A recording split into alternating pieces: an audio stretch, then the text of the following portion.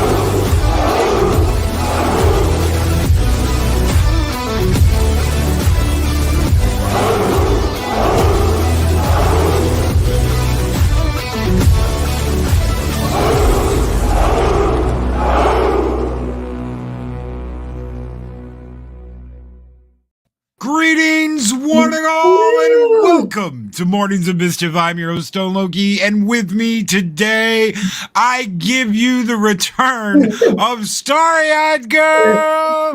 I can't bow, so I'll do a regal way. How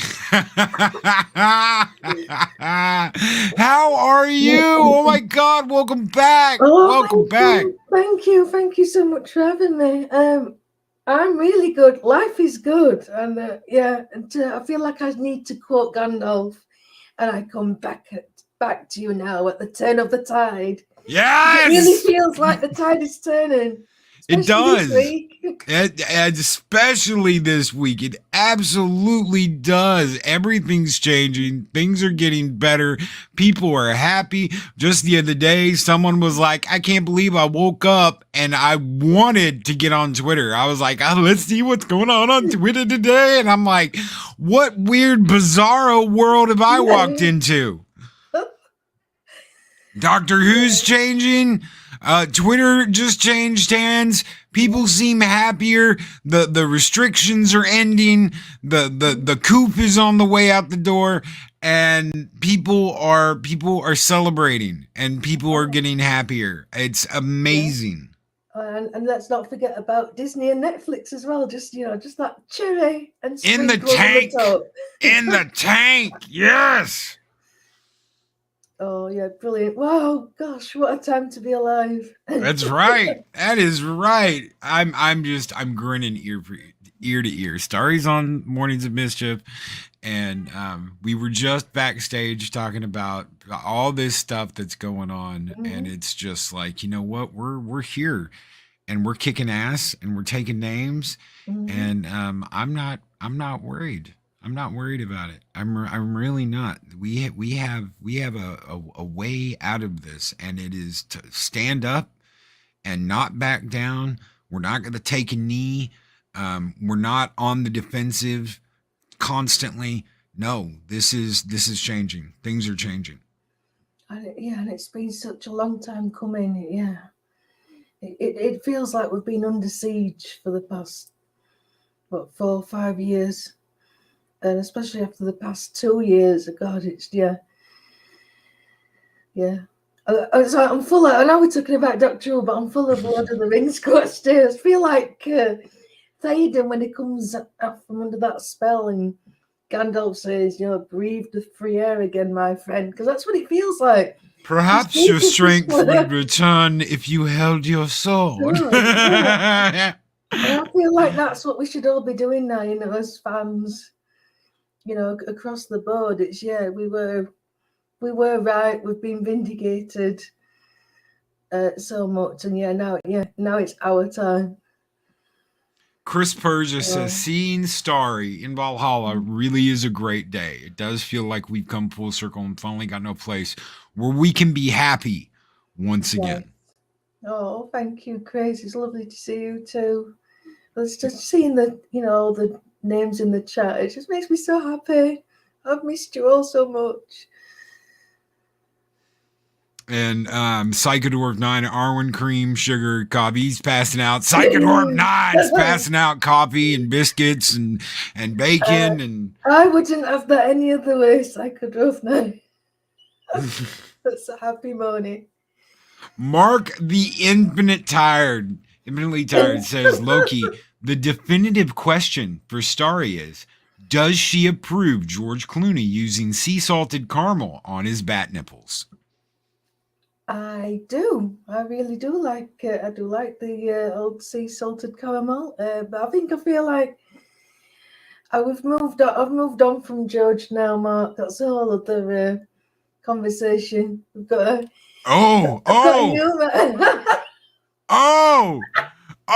George is out.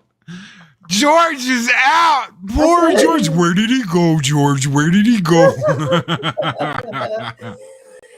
There'll be another 2 years of more fun from Mark about that. Keely Chow says, we miss seeing you here, Starry Eyed Girl. Dega Outlaw says, we so very missed you, Starry. Great to see that smile again. Absolutely.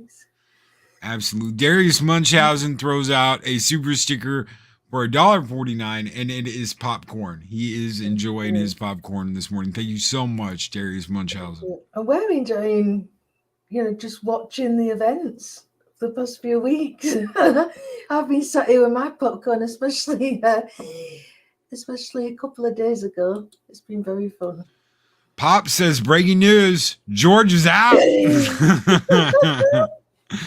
Oh, and Mexican Iron Man with a $4.99 super chat says, guess who? Sending you kisses and hugs. Quick question for BIP guest. Are we excited about the ending of Jodie Chinballs era? And is there hope for Doctor Who? We are very excited. The end is nigh. We've got until fall. Just fall, and then she's gone. And I think there was a time where it wasn't looking very hopeful. I think, especially now, Sony has acquired Russell T Davies' company, which is Bad Wolf, that has now got creative control over Doctor Who rather than the BBC. I think things are looking very hopeful because we've seen that Sony's turned things around with Ghostbusters Afterlife, the Spider-Man? Spider-Man 2. I mean, they retconned Ghostbusters 2016 with just a line in the dialogue, so we know it can be done. They've had amazing success with Spider-Man, so I do think there's a very good chance. I mean, my only issue is, and we'll get into it in a little bit, is RTD has always been pretty woke, and over the past few years, he's gotten even more so. So it's whether he keeps it to a minimum, I mean, he's talented enough to do it, but obviously he's not the same man that he was 15, 16 years ago.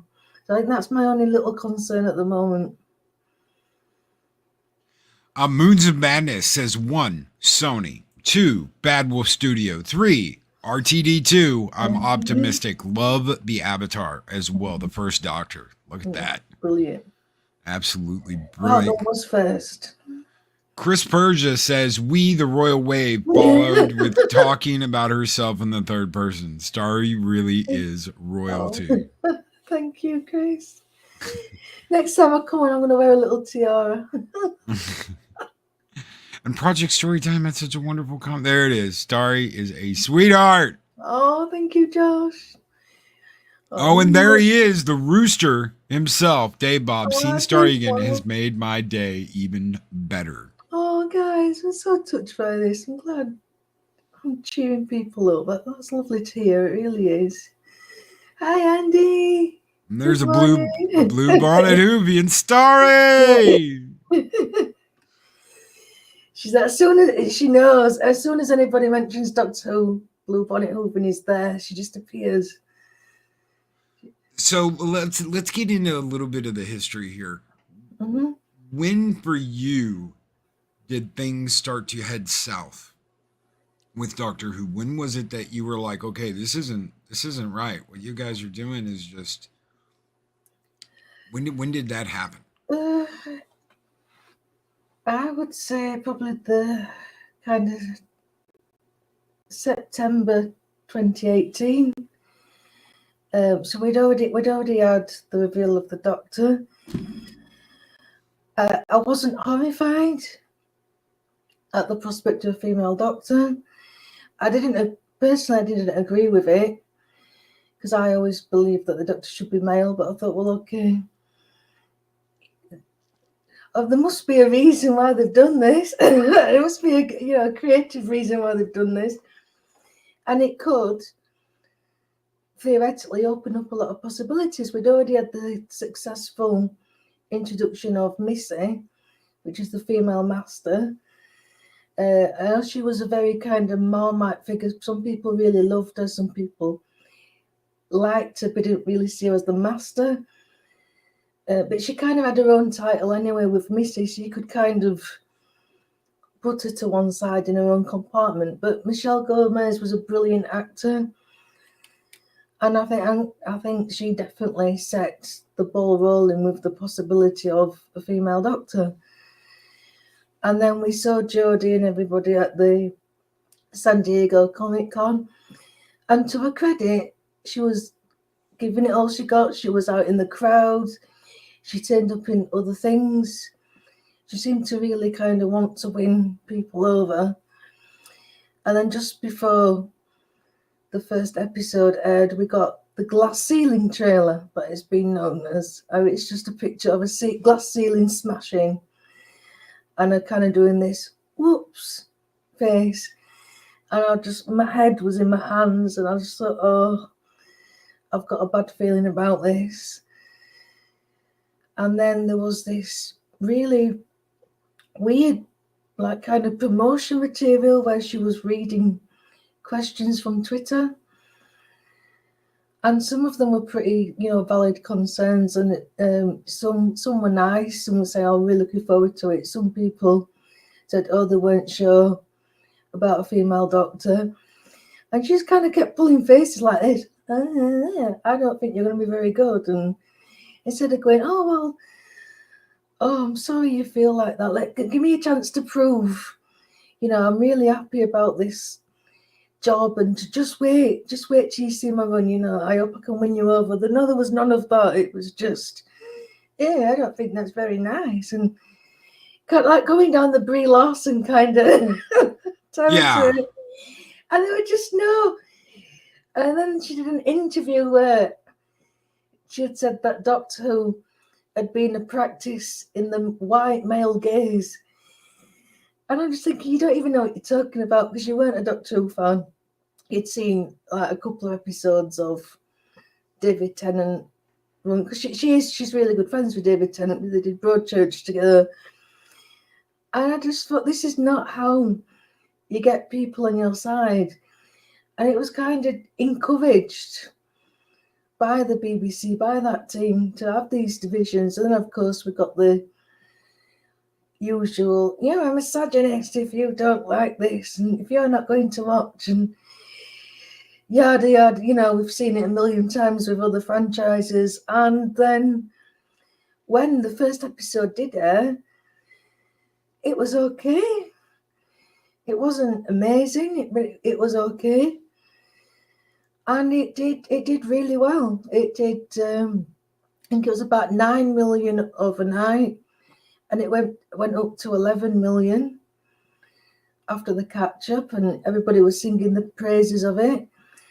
And then the following week, it was boring, and she didn't seem to have a doctor moment, and we kind of were thinking, oh, it'll come. Sometimes it just takes a bit longer. We'll let her find her feet. The third episode was Rosa,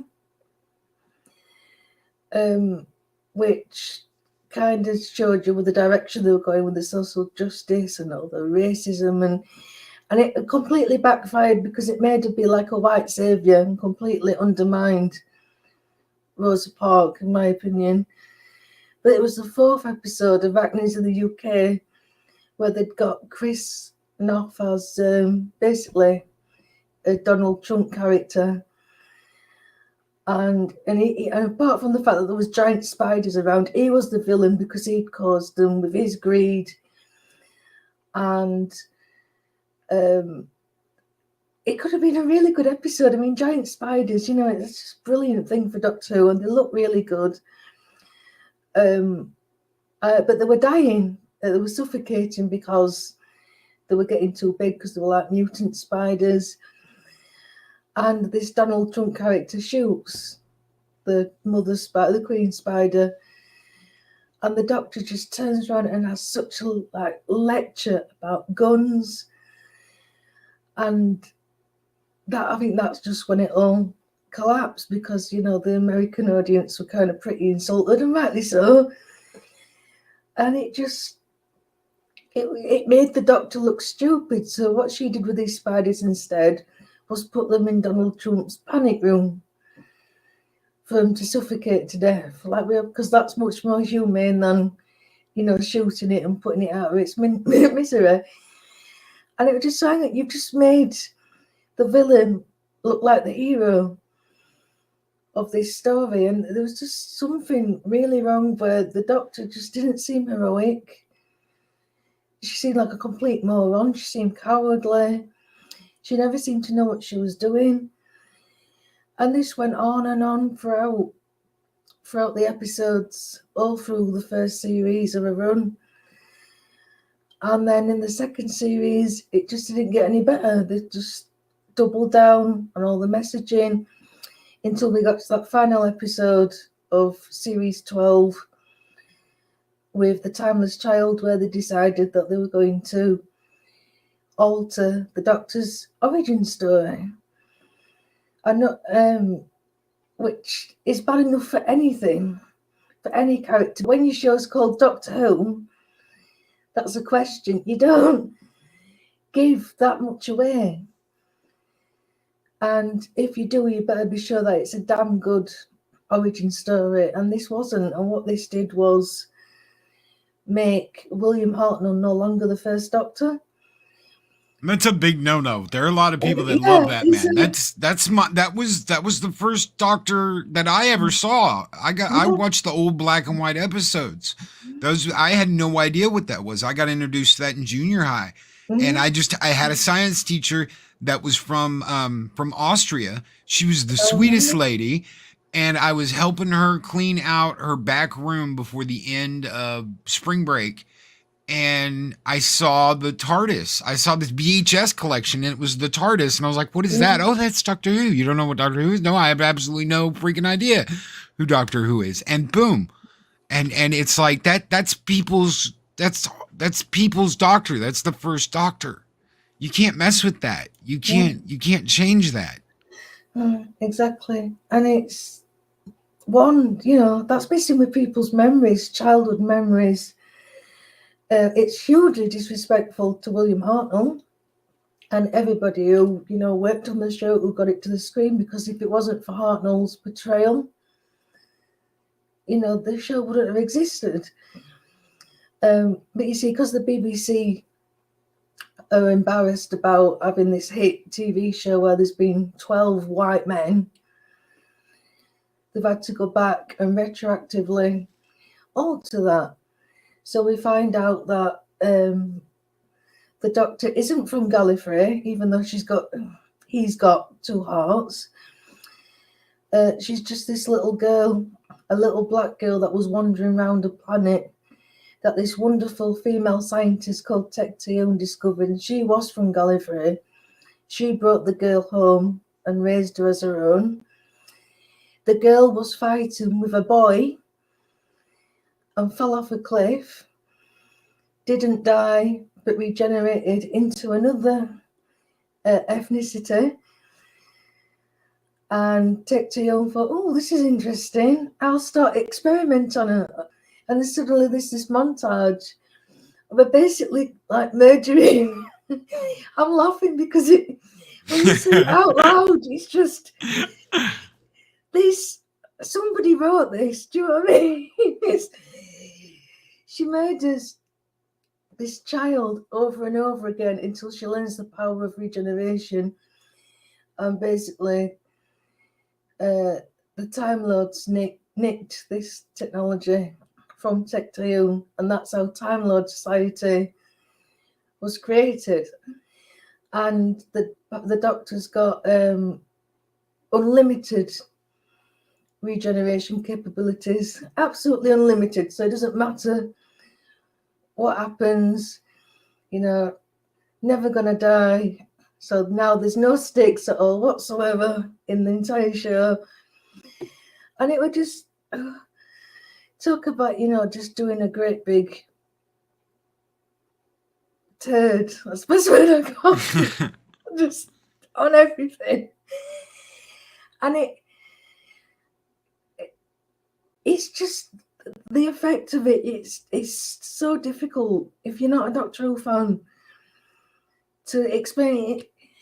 Like how they ruined Luke Skywalker in The Last Jedi. You can kind of you can put it away because Luke, you've still got the original trilogy. That's safe. But you can keep that. You can keep it separate because that came after. I mean, it's awful what happened to him.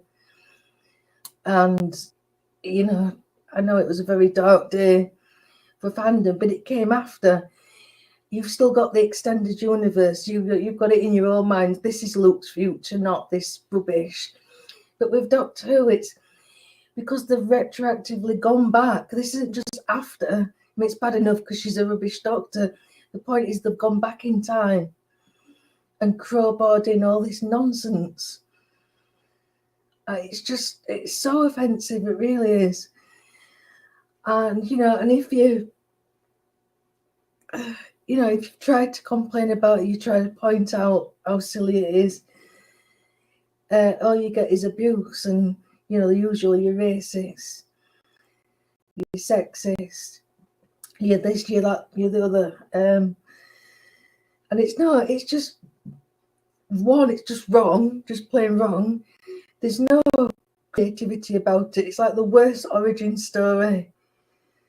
I couldn't think how they could have made it even worse. And the fact, that this was approved by, the top people at the BBC because this is the agenda. This is what they want to follow. Oh, this looks brilliant. Look how diverse and progressive we look having this. And all what you've done, you've just ruined your own legacy. Mark the Empty Tired comments. Been everything in Day of the Doctor didn't happen. He didn't almost die because he was on his last regeneration. Yeah, well, Chris Chibnall doesn't watch, doesn't actually watch any of his, the continuity be damned. He's going to write what he's going to write. When did you decide that you weren't going to sit on the sidelines anymore, that you were going to stand up and you were going to say something? Because you were everywhere who was being talked about. You were over on Erotic, you were on my channel, you were on a dozen other channels, all talking Doctor Who. When did you decide I'm not gonna sit sit and keep my mouth shut. I'm going to stand up and I'm going to say something. It was before The Timeless Child. That was a huge thing. But I think I would say probably it was the New Year's episode. So it was after her first series. So it would have been the 2019 one. It was called Resolution. And first of all, they made a complete mockery of the Daleks. You don't make Daleks look stupid. There was a line about Unit, which is for Doctor Who fans. It's a very important part of mainly the Pertwee era, but it came into other eras as well, like the Fourth Doctor and a little bit in the Second Doctor. And then in the new series, it's cropped up. It's a big part of Doctor Who history. And there was just a line about, you can't call Unit, it's been defunded because of Brexit. And it again, just a throwaway line, but it had so many ramifications. The fact that you thought a Brexit joke would be funny, because it was done for laughs. There was no need to bring it into... You don't bring politics into fantasy and sci-fi. You just don't. And if you do, you do it well. And it was just thrown in there. And, all that, you've just kind of gone, oh, bye, we don't need that anymore. I just thought, I can't believe you've just done that. You've just got rid of such an important part. Beloved characters like the Brigadier. And you've made him a laughing stock. And, because it came on, it rolled on the Unit. His daughter took over, Kate Stewart, who, funnily enough, ended up coming back in to this most recent series. So I don't know how they explain that, because I didn't watch it. I gave up. But yeah, and it just felt like, we'll put that in because that'll piss off the fans. And which did, it worked, rightly so. A lot of people were upset by that, but it was just Chris Chibnall's attitude to the fans. It wasn't only right. We're doing all these changes to what I want to do. It's, you didn't like what I did. You didn't like what I did first series, so that's it. Gloves are off. I'm going to do everything I can to upset you, just like Michael Chabon did with Picard. He just openly admitted it. That's what he was going to do. And the following series were just rubbish, really. And I was getting fed up of my friends and other fans. There's a lot of male fans in the Doctor Who fandom being attacked for being a misogynist and all that nonsense. And I kept standing up and saying, they're not, just because you don't want a female doctor or you think this female doctor doesn't work. It doesn't mean that. And I wanted to say, look, I'm a woman. I love New Who. I love Classic Who. But this isn't working. And we've learned over the past 5 years that this is their only way to defend the stupidity of their actions. Their stupid decisions, their stupid choices, the stupid writing teams they have. If we've learned anything through Star Trek, through Doctor Who, it's that this is the excuse they use because they don't have one. They're trying to go it on the cheap. They're cutting corners. They're making these absolutely outlandish episodes where literally you are bashed over the head with their political ideology. And they're all what we've learned here is a lot of the production companies, they're all in this together. They have signed agreements to do this work. This is not going to change. They're going to keep doing this work. And what I look at with what you're telling me with Who, because of the changing of hands, because the production company has changed hands, they may just be able to wing their way out of that and do what they want to do without having to continue with this political crusade to get rid of people and attack the fans that have loved these shows for years, for decades. There's no reason. There's no reason besides we don't want you watching our show. You're not the right person to watch our show. That's like saying you can't eat here. You've got the wrong skin color. You can't eat here. Yeah. But they can't say that it's them that's perpetuating this division. They think they're right. You're not wrong. You're not wrong, Psychodove 9. Yeah, the arrogance of the man is astonishing. And even that, he's recently done an interview in Doctoral magazine. And it's unbelievable how his mind works. So he seems to still think it's such a success. He's the most deluded person I've ever read.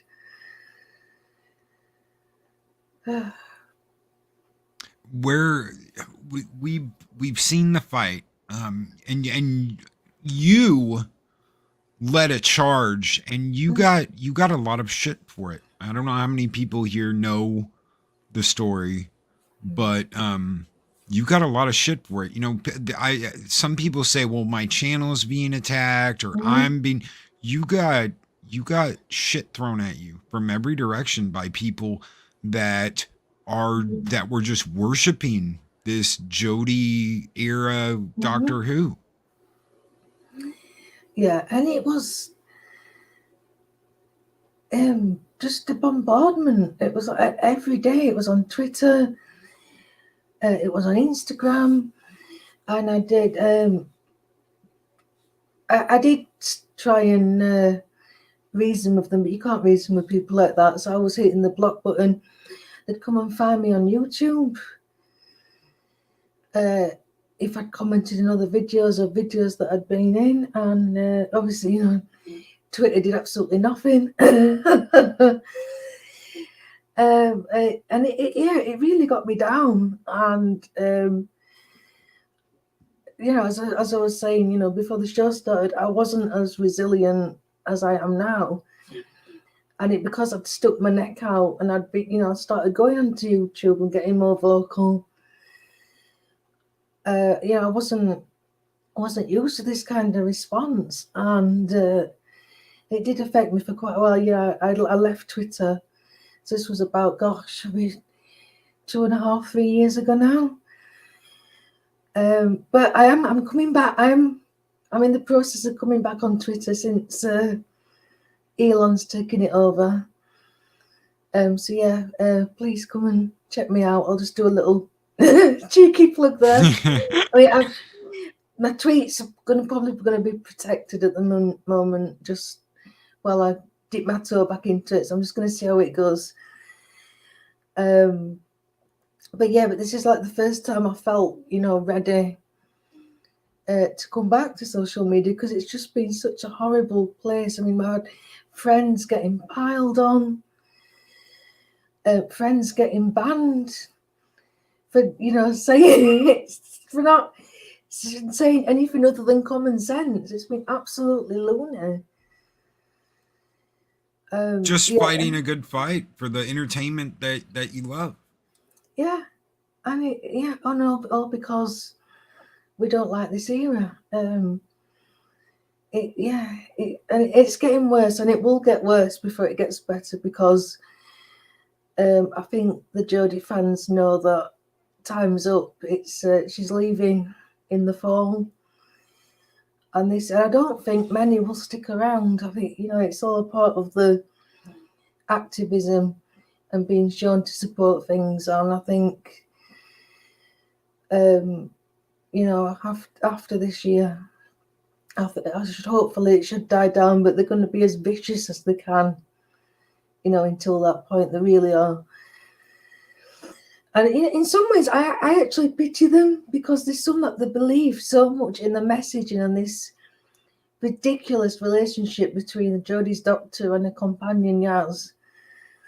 They want this lesbian relationship, and it keeps being teased and teased and teased. And in the last one, it got mentioned, and the doctor had said, "Oh, I can't, because, you know, I'm a Time Lord and I go on forever."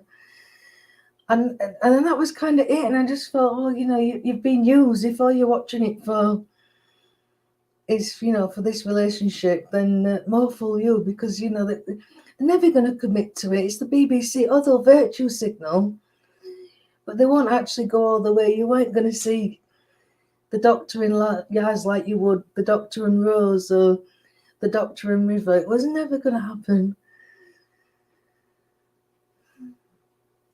Oh, thank you, Josh.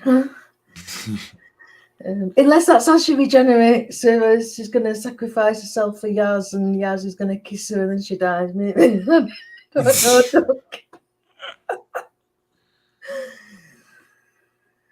What do you think they can do going forward? What do you think they can do to fix this? Maybe heal it. Can this be healed? Can this wound that is at the heart of Doctor Who after all this shit, can that be healed, and can they fix the damage?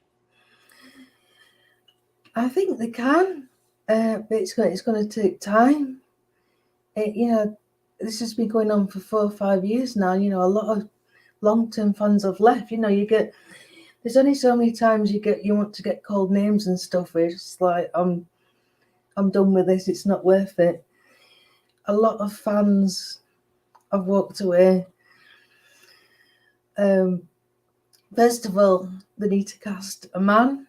That's got to be a given. If RTD casts a woman, that's just going to be a bad sign. And maybe you'll think that I might have better luck with it. I don't know, but I just don't think the Doctor is a man. It's like James Bond, Harry Potter, whatever. It's the character was created as a man. It needs to stay as a man.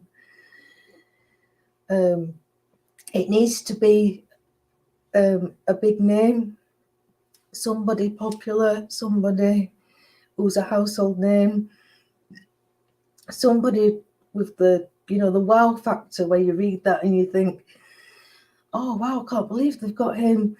Because there was a rumor a few weeks ago that it was Hugh Grant, and it was all just nonsense, but it was enough to get people thinking, oh, well, actually Hugh Grant could do it. He's at the right age. He's got that, he's got that charisma. He's got that gravitas. That's what you're kind of looking for. You want a good, solid actor, a character actor, somebody that people are going to think, oh wow, I want to watch that if he's going to do it. There's even been rumors that David Tennant's going to come back. I heard Tom Hiddleston too. I heard Tom Hiddleston was in the running, and I was like, you know what? I wouldn't be opposed to that. I wouldn't, mischievous Doctor. It could, but see, he's doing movies and stuff now, isn't he? So, but yeah, because I even suggested Andrew Garfield. I thought, his performance in No Way Home, it just blew me away. He's a bit older now.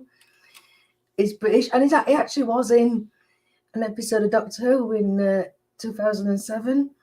So it kind of keeps. There's always like a fun little club. Like you appear in Doctor Who as like a secondary character, and then you turn up later on. It happened with Peter Capaldi. It happened with Karen Gillan. She was in an episode. Really kind of minor role. Really, you wouldn't recognise her. And then obviously she went on to be the companion. But yeah, it needs the wow factor, because nobody is talking about this series at all. It's hi Aries. It's dead, Jim. It's I just want to, because you might not have, because obviously you don't really follow it, but the episode that was on Easter Sunday. So in the US, it was watched by 209,000 people. Wow. Yeah. That's not. I believe that's worse than Batwoman. Somebody told me. That's worse than Batwoman, yes. And this is from a show that, just 6-7 years ago, it was ruling the roost at Comic-Con. Everybody knew who Matt Smith was. Oh yeah. Even if you didn't watch it, you saw the feathers, you saw the police boats, you knew what a Dalek was. It was everywhere. and now we're reduced to less than Batwoman. And I think the demographic, it was something like 0.3% of because it's the 18 to 49 that people care about into for the advertising. I think that worked out something like 56,000 of that 209,000. I think I saw Gary Nerdrotic. He did a video about it and explained it all. But over here, it did 2.2 million overnight, which made it the lowest rated episode of Doctor Who in the history of the show. It has sadly it got a little bit of a boost on the consolidated ratings, but it's still the lowest rated story since Doctor Who came back in 2005. So it's still not, these people are like, oh well, people are still watching it on catch up, yeah, but they're not that much. And and from the New Year's episode to this, it lost 1 million views. So I don't know how you can spin that. You just can't spin it. Nobody cares. You got to laugh. You really do. With the love you have, and I know you have love for it. How would you fix this? What would be your solution to fixing Doctor Who? I know I'm putting you on the spot, and that's a great. But I know, like I've thought about, how do we fix Star Trek? How do we fix Star Wars? What do you think? What do you think would be the solution? I don't think it's that difficult. Just hire writers that can write. It's just not, not these activists. There are so many people that have written things for Doctor Who, like aspiring writers who love this show, and I think they should be given a chance. There could be these established writers that have been ostracised for their beliefs. I mean, Gareth Roberts is a brilliant writer for Doctor Who. He got cancelled because apparently he was a transphobe. He wasn't a transphobe at all. It's ridiculous. But you know what it's like. If you don't subscribe to the message, then you get cancelled. That's it. The snobbishness needs to stop. Can you remember we talked about it? I think last year the guy who did Lock and Key, Stephen King's son. Can't remember what his name is. Somebody in the chat will know. He contacted the BBC and offered to write a script. He loves Doctor Who. Got rejected because he's not British. It's just, it's pathetic. I mean, the Britishness, yes, it is integral to the show. That's why it should be a British Doctor. I think it should be filmed in Britain as much as possible. But, I don't think keeping it to all British writers is helping. Clearly, from the talent we've seen over the past 3 years.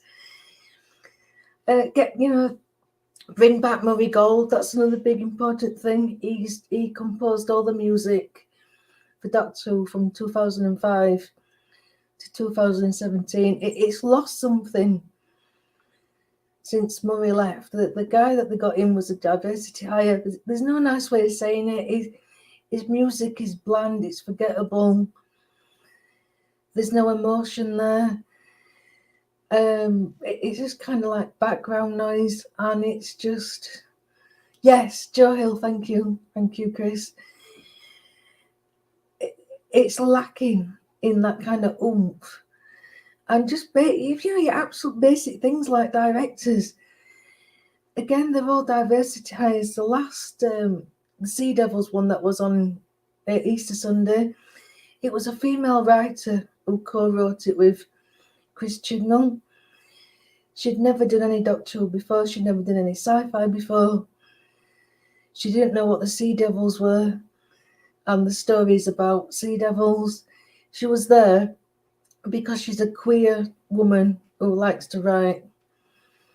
about that kind of topic. So the parts where Jodie and Yaz were kind of talking about the relationship kind of felt authentic. They were kind of like the best bits of dialogue in the entire episode, because that's what she knows. But that's not Doctor Who. The direction was flat, and it's so embarrassing. Loki, I feel like it's putting women back like 20 years, because you got get all these women in, but they're useless because you're not actually hiring talent. You're just ticking a box. And Doctor Who has had female directors before that have been absolutely wonderful. Can't remember her name now. There was one in the classic series, and she directed Horror of Fang Rock, which is a really atmospheric, like gothic. It's a classic story from the 70s. And more recently there was Rachel Talalay, who did Heaven Sent, and she did Capaldi's Regeneration, and she's a wonderful director. She did Tank Girl, if you remember that one. Brilliant woman. And now all of a sudden, when apparently Doctor Who is for the girls, yes, we're going to get the women in, it's all turned to crap. It's just like Discovery and Picard. Everything gets run by women and it all goes to crap. Oh God. So yeah, just hire people of talent, people who care about the show, people who care about the history of the show, and encourage unity, like real unity, not this divided nonsense. And it's really telling that in 2020, the summer of 2020, there was this lovely few months where the editor of Doctor Who magazine, Emily Cook, she organised this Doctor Who watch along, and it became like a tweet along, and it got bigger and bigger to the point where it wasn't just fans. They got the directors in, they got the actors in. You got David Tennant on Twitter, you'd got Matt Smith on Twitter, you got Karen Gillan on Twitter. Russell T Davies came on Twitter for the first time. He'd not been on. Stephen Moffat came on Twitter. And it was just a beautiful moment where every week we'd watch Doctor Who together. And it felt like the good old days. And Chibnall and Jodie was nowhere to be mentioned.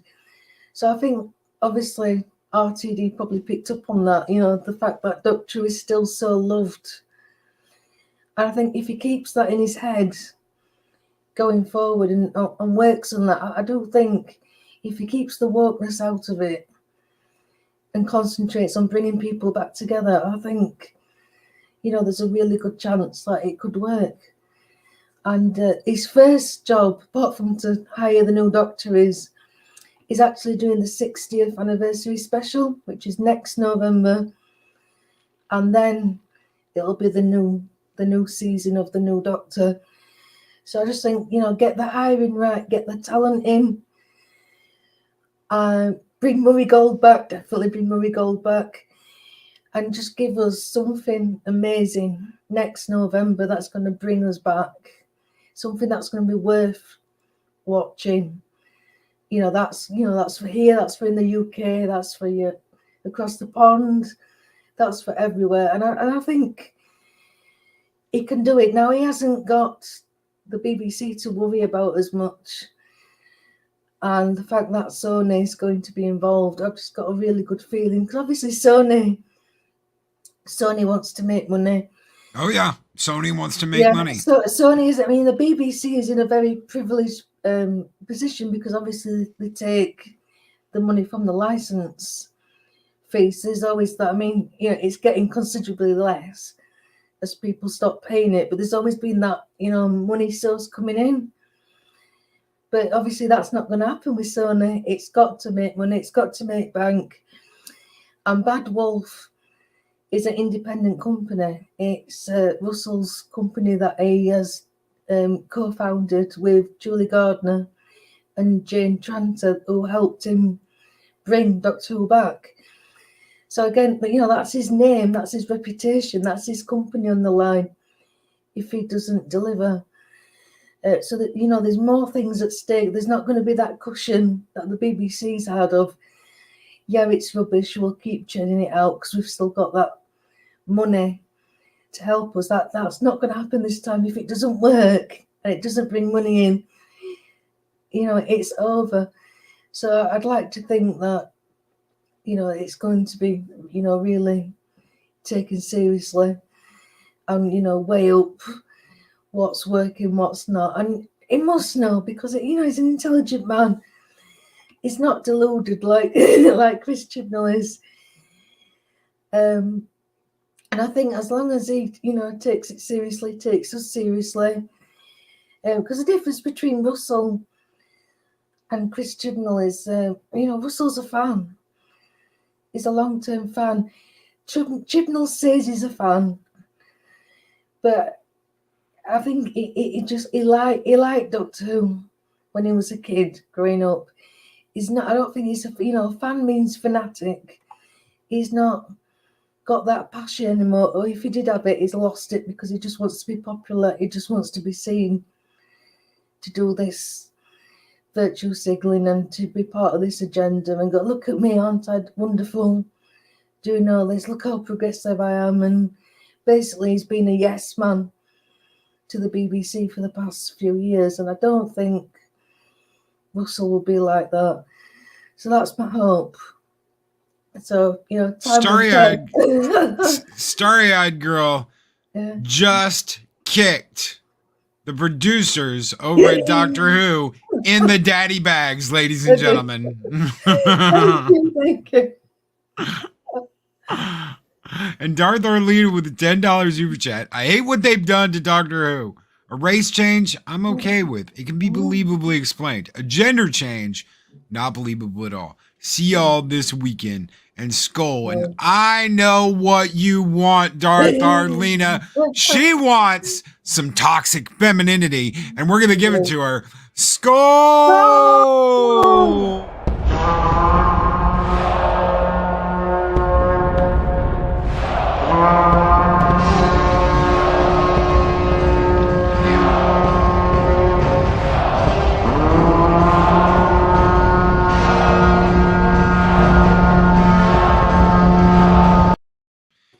It's funny that that you mentioned them bringing women into the role, and then everything goes to shit. That is echoing. I'm gonna tell you something, guys. That is echoing what is going on in a lot of these corporations that are running shit. We've seen it on Twitter just recently with their head of diversity, safety, and yada, yada, yada, literally crying, oh my God. We've seen it in the production companies that are coming out with some of these shows. We've seen it at CBS. We've seen it at Disney. We've seen the board member, this woman who's like, I have a 4-year-old trans child. And I'm like, I saw that. We've seen it. We've watched it. Warner Brothers, Disney. It's insane that this is happening and that this is what's going on, and the same thing is happening in these shows. And then you find out, well, guys, Discovery's got a writer's room of women that wrote on the Gilmore Girls. They've never written sci-fi before in their lives. Why did you hire these people? Because of their gender and the color of their skin. Why did you do that? Because there is a giant movement in the world right now, in the United States, in Britain, almost everywhere, that you are not to hire people on their merits. You are not to hire people on their past work history. You are not to promote these people for this. You are to hire and promote because of someone's gender and the color of their skin. You are paying a debt. It is called equity. That is what these people call it. It's not equality. It is called equity. And in their minds, giving these people jobs, giving these people promotions is the equity that is owed to them for sins that happened hundreds of years ago, 50 years ago, things that we had absolutely nothing to do with. Doctor Who shouldn't suffer because something that happened 200 years ago. Neither should Star Trek, neither should anything else. But it's the equity that is being paid for sins that have absolutely nothing to do with us, and we are the ones that are called phobes, Yahtzees, ists. We're the ones being called these names when all we want is respect shown to the things that we love and care about. That's all we want. If they treated Doctor Who with the respect that it deserved, we would be having a completely different conversation now, Starry. We would be talking about how wonderful it is that Doctor Who is doing so well, that there are more conventions than ever, that more people are tuning in. Do you know how many people knew about Doctor Who when I watched it for the first time? 0. Nobody I knew what the hell Doctor Who was. My dad had like an inkling of some British show with some damn phone booth. He called it a phone booth, right? He called it a phone booth. And he had absolutely no really idea. It's just something he'd heard of because he traveled the world. So this man traveled the world and heard about this, but he never watched it. And he was the only one that knew. And it's like, look at where it was just a couple of years ago, and then look at what they've done to it now. See, because it's been around so long. It started in 1963. It's part of British culture. It's as iconic as, the London Red Bus, Big Ben. Most people would be able to identify a Dalek, other, the police box, like you said, if that's all they know. And, growing up, it was, this guy with a scarf and the jelly babies. And it was, we had Daleks, advertising chocolate bars, advertising Kit Kats. And it's part of your culture. I mean, it all is part of your culture. But when it's that much in where you live, when you've grown up, and it's just for these hacks just come and tear it away on something that they don't understand, because if they were true Doctor Who fans, they would realise that the show only came about because of a woman. The Doctor Who theme tune, it's one of the most iconic theme tunes in TV, was created by a woman. The director of that, The Unearthly Child, that first ever episode, was directed by an Indian man. And it's just, they just think, I know better. I'm going to change this because I know it better and I know what it should be. And, we've seen that all, Kathleen Kennedy's been doing it for the past few years. Alex Kurtzman's been doing it. It's like, no, you don't. The fans do. Listen to the fans. That doesn't mean pander, but you have to listen. Respect. It's all we've asked for. Respect. That's it. Have as much respect for the IP that we do. Yeah, and that's all we ask.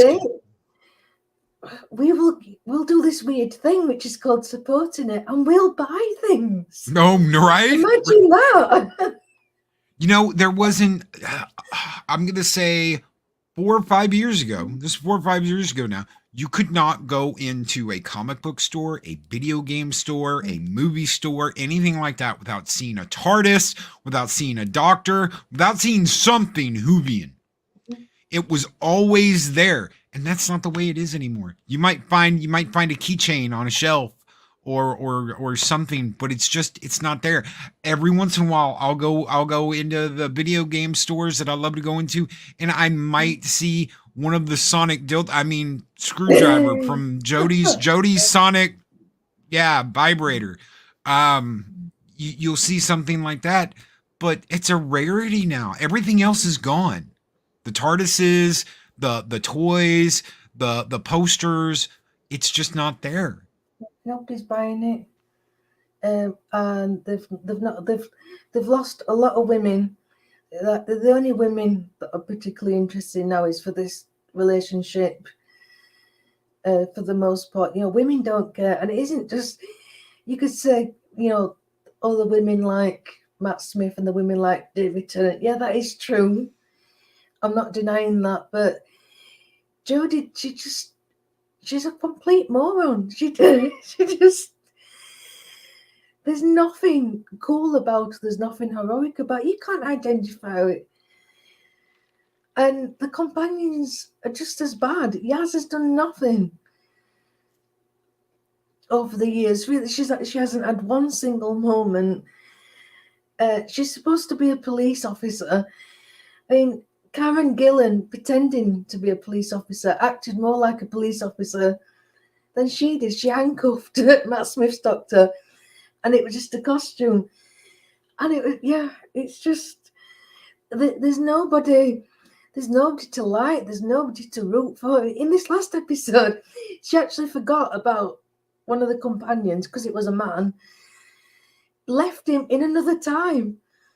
Yeah, we'll just abandon you in another time where there's sea devils and pirates while I go and sort this thing out with Yaz. It's just, we like strong women. We do like some eye candy, and I'm not gonna lie, but we like the leadership. We like the doctor needs to know what they're doing. I was messaging someone last night talking about, and I'm going to share this. I'm not going to share who I was talking to, but I'm going to share this. I'm going to share this one part. Strong women, real strength is in oneself. That is what makes you strong. Not the Holly weird man whammons that look like, oh, well, they've been juicing for the past 5 months for the role. It's not muscle. It's not a deeper voice. It's not, I will crush you underneath my Soviet boots when they have like a one eyebrow, the unibrow. It's like, I am unibrow lady. No, none of that is real strength. No. It is the strength that's inside of you. And you can have a beautiful, attractive female that is stronger than a man because they have been through the shit. They have been through the ringer. And if you know how to write and you know how to write your characters, you can tell that story. You can tell a story of a woman that has literally been through the ringer, been through shit, and come out and been stronger than anyone else before because she's been through the shit. That's why we loved Ripley in Alien. That's why we love those characters. That's why when we have those female role models that are like, get away from her, you bitch, you're like, yeah, because they've been through the shit and they've shown us what badass means. And it's not Abby Smash, Showback. It's not Abby Smash or any other bullshit like that. It's that inner strength, and that is beautiful. When a woman walks out the other end of the shit end of a stick and is 10 times stronger for it, hell yeah, I applaud that. I am absolutely 100% behind that. This whole thing where we're gonna manufacture a strong woman, no, I'm not. But it's not true strength. It's just taking the strength away from a man. And again, that's more insulting because he's saying, so your idea, Hollywood and BBC, of a strong woman is basically just a man. Yeah. The male characteristics. The strength in femininity. I know we're running out of time, so we'll have to do this another time. But, the reason why Ripley and Sarah Connor work is because the forefront is that the mothers that have lost the children, and it's Ripley's relationship with Newt, because she lost her daughter, died because she was in hypersleep all that time. It is that relationship that gets her through, and that is the only reason she's able to fight these aliens and get through, is because of that womanly, that motherly, maternal instinct to protect. I honestly believe and they've never stated this, but this is the way I always looked at it. Ripley went back to LB 426 to make a stand and be like, I'm going to die fighting these things. If these things are here, I've lost my kid. I really have no one. Everyone I know is dead. I really don't have anything to live for. Fuck it. Why not go and make a, you know, like go down swinging and give my life a little meaning. And then she met Newt, and that changed. She had something to care about. She had something to love. She had something to protect. And she went into that hive going, get away from her, you bitch. Absolutely. And it's all, it's all been forgotten about, and it's really sad. That's right. It is. It absolutely is. And really quick, Psychodorf 9. Oh, I'm sorry, Psychodorf. Psychodorf 9! Lolly, Strong Women, Cordelia Nesmith, Explorer, Ship Captain, Mother, the Borkasagan Saga. I hope I said that correctly. Gorm Spell Checker, yes. Absolutely. And thank you, Psychodorf9, for your $5 super chat. You guys keep the fires burning bright here in Valhalla, and we're going to send out the Viking horde this morning. Skål! Oh!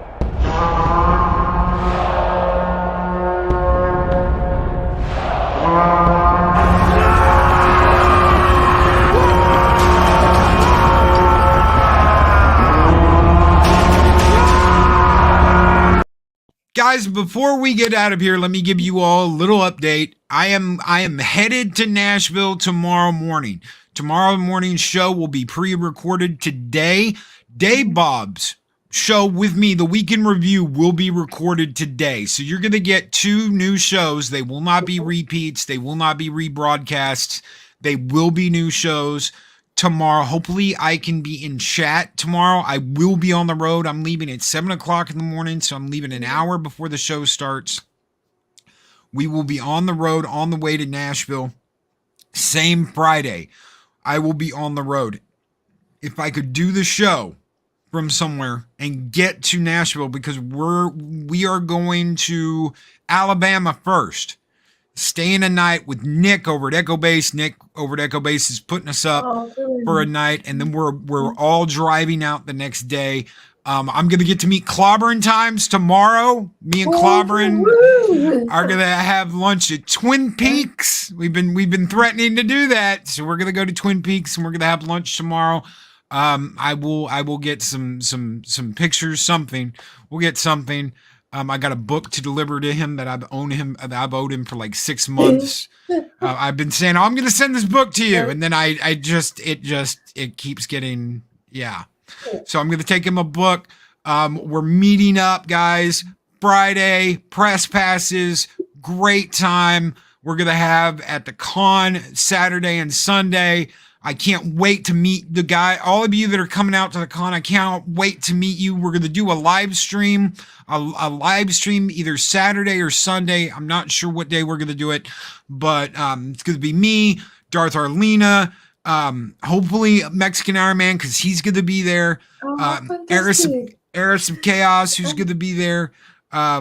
Maybe Coach and Nick. I don't know who all is going to be on there, but it's going to be all of us at the con. We're going to have a big live stream and hang out and talk and share some stuff.